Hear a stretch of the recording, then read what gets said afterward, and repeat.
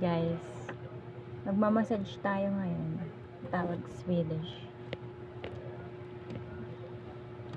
Pero guys, isang vlogger guys eh.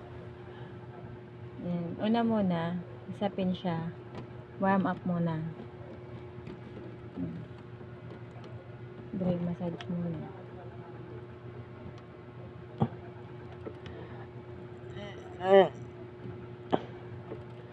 Bakit po kayo sir naiyak?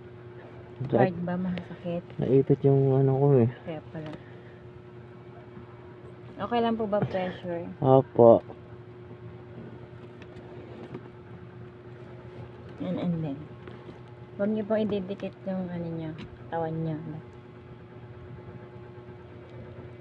Clean massage po ito ha. Bawal extra.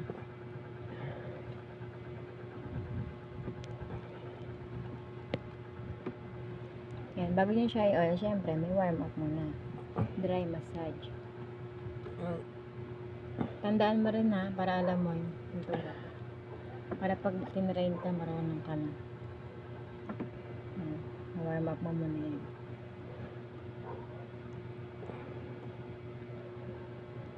Ang ibig sabihin ng warm up, nire-ready mo yung mga muscles para sa massage.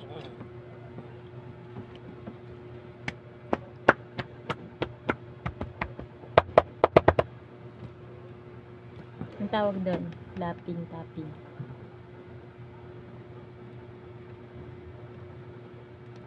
Yan, huwag masyadong baba yung pwet mo. Kunti lang, slight lang. Saan ba yung ano, oil na wala na?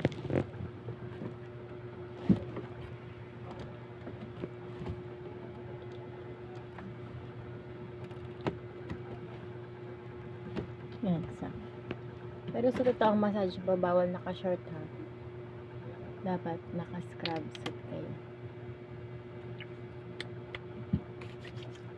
Maglagay mo na ng oil, apply oil muna before hagod. Kailangan medyo madami pa. Madulas. Masarap maghagod pag madulas.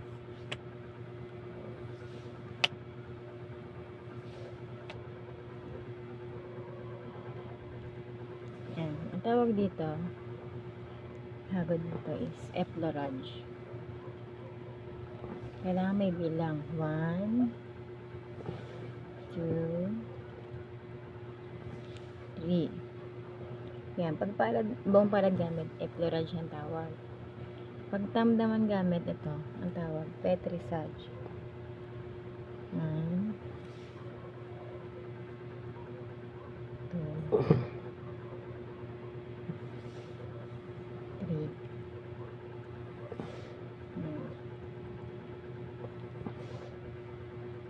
Kailangan dinidinan yung mga nakakapanyang bukol-bukol. Yun yung pa yung lamig.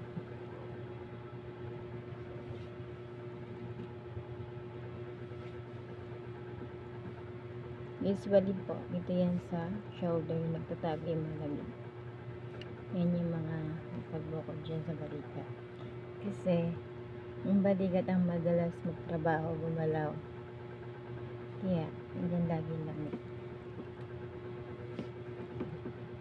Yung mga frozen muscle, yan yung lamig kasi. Halimbawa, pawis ka or pagod ka, magbabasa ka. Kaya namumuo yung lamig.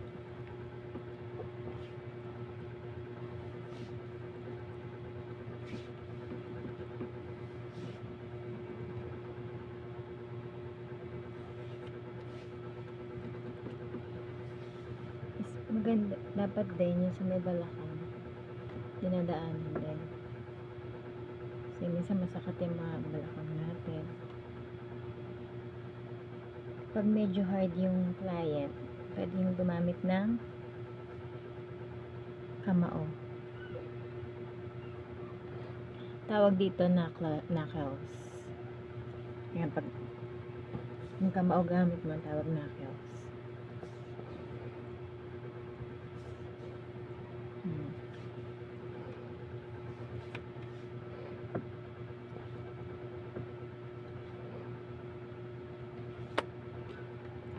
And then,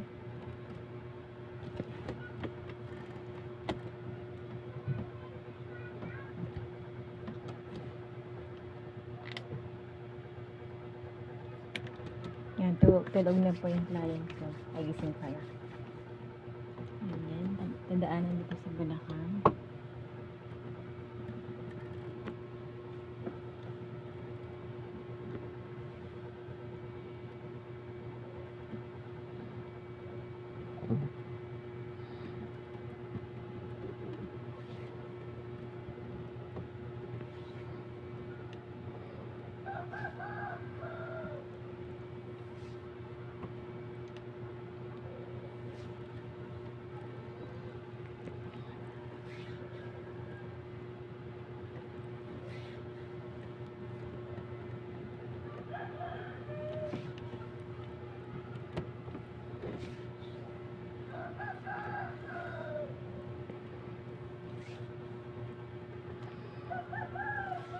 Pag nagmamasahe, dapat mabagal.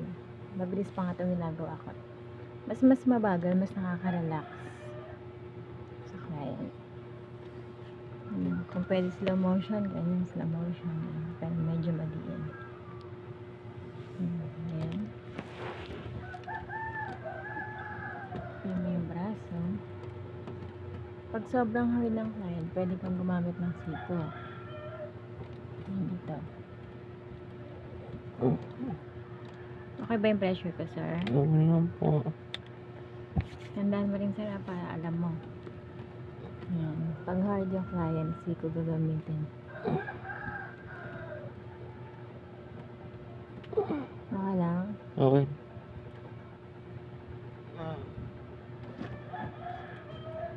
Hindi okay, nataas pa mo yan. Sakit. Hindi ka hard. Moderate ka lang. Hindi pa kasi sanay.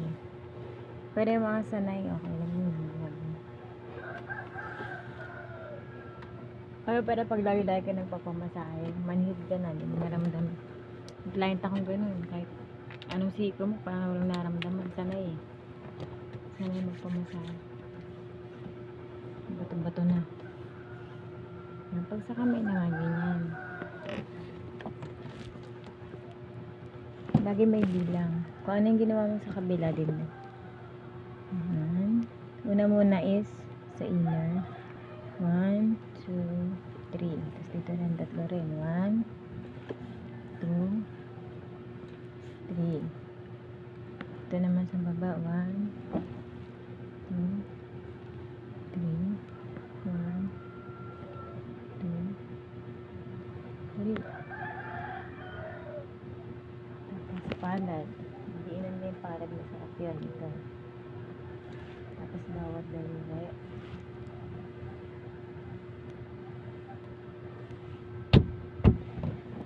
Stretching mo yung kamay. Yan, ikutin mo lang. Ayan.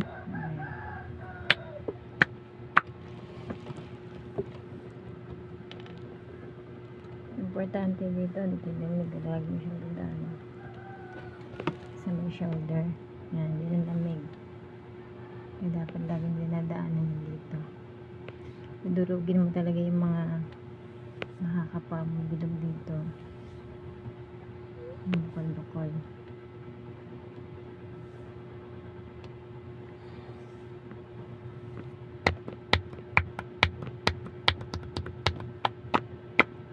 Importante guys, huwag nyo nadaanan tong buto sa gitna.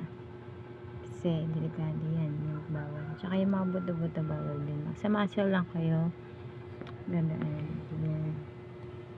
O next, sa kabila naman tayo. Kung anong ginawa niyo dito sa kabila, dapat ganun to yung gagawin niya rito para pantay. Yan, ito.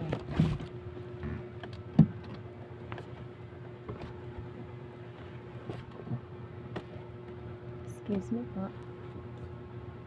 Yan. Magalang sa client. Lagi may excuse me. Lagi ka nagtatanong kung okay lang po ba? Kung anong ginawa mo kanina sa kabila, ganun din dito. Ayan, sa side.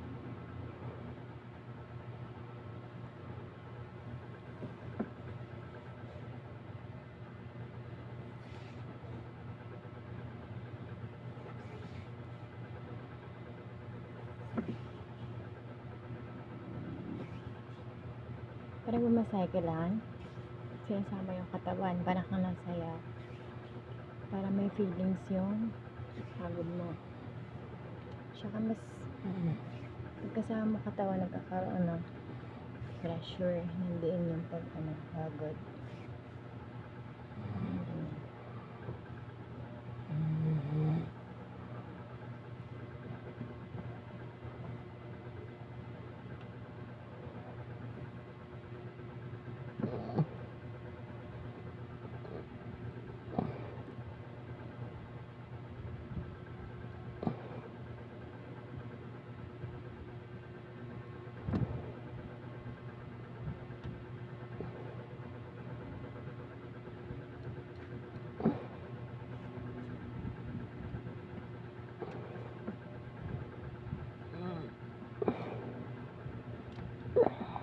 Yan, nasasaktan na siya guys.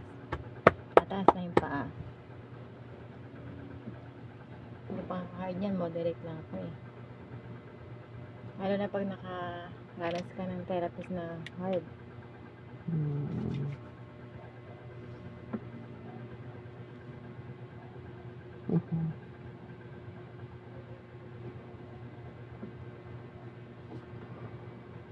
Laging tatlo ang counts. 1, 2. Pag 1 hour yan 3 counts. Pero pag 1.5, may dagdag siya. Pwedeng 5 counts. Pero pag 2 hours, 6 counts. Depende.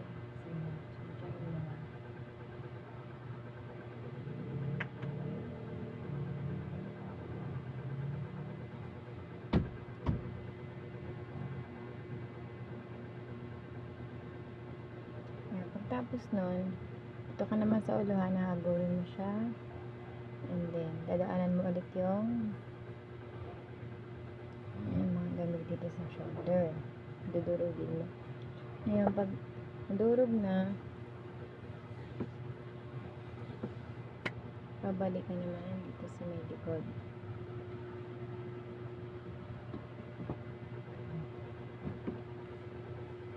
Nahagurin mo ulit siya.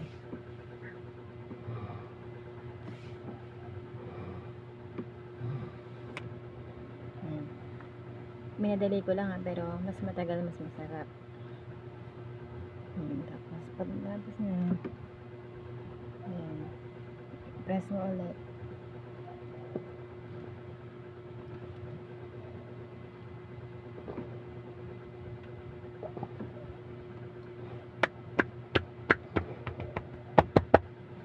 Pwede mong dagdagan ng tuhod para mas masarap. Mas madiin, mas masarap to.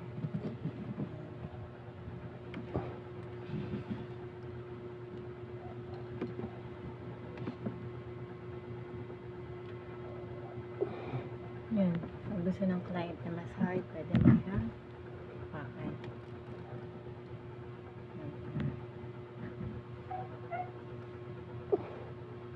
Alam po. Okay lang, sir? Hindi na makasalita. Iwasan niyo po yung spinal cord.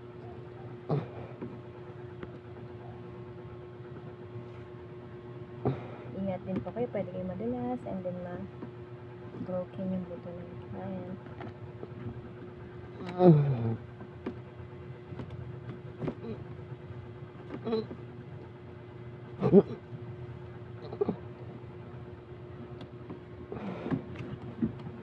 tapos na. Pag sa dry massage, pwede kang gumamit ng siko. Ayan. Pag hard.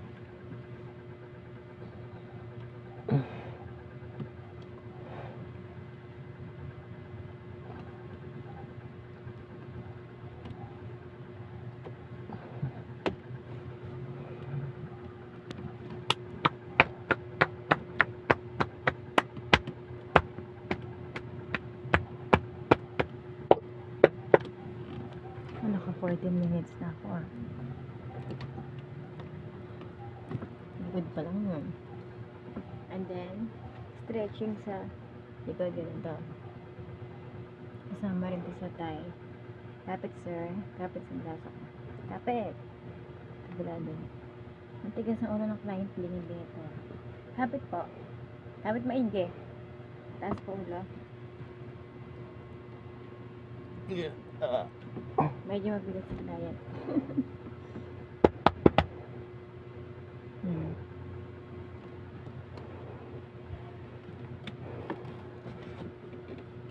Tapos mamasage nyo naman yung paa. Pagka massage nyo, stretch nyo.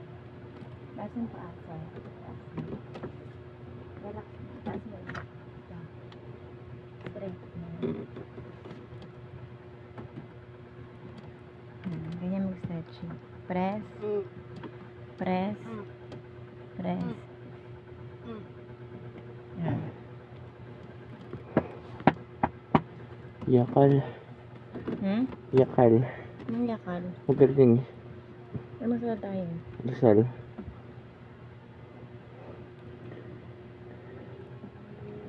Pag yakal sa Rizal, magaling. Straight. Ngayon ko lang narinig sa'yo yan. Relax ka lang, huwag kang aangat. Ako mag-aangat sa'yo.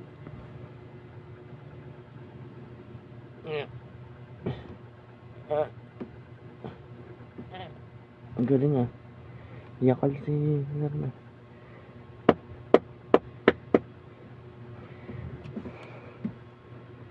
Yan, mamassage nyo rin yung paa. Lagyan pa rin lang sa level. Harap ka, sir, stretching kita. Harap ka.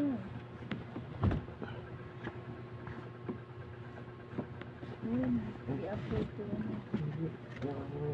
Sorry ma'am kasi parang ibagas ako. Nahuli siya mo yan. Responsibility. Meron naman. Ang stretch yun naman sa harap ganito. Side ka, sir. Side po. Oo, side ka.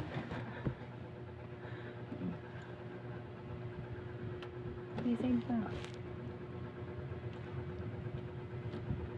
Nakaling kamay mo. Apo. Kapit. Kapit.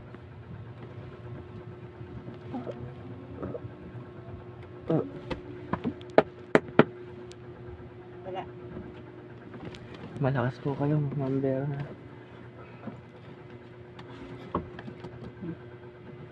Side ulit. Pangalan. Hindi, side.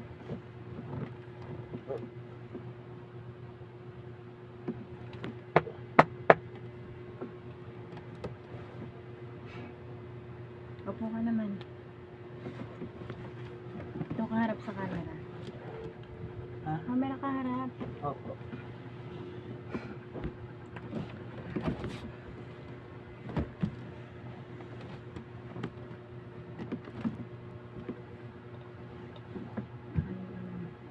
Po.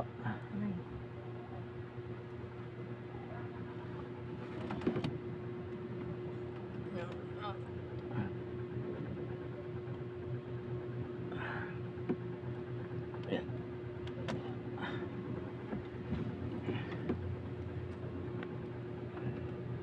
Ito. Kamay sa bata.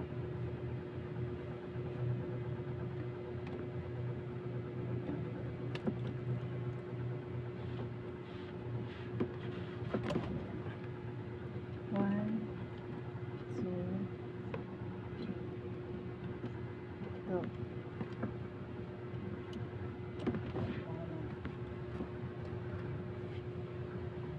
One, two, three. Go.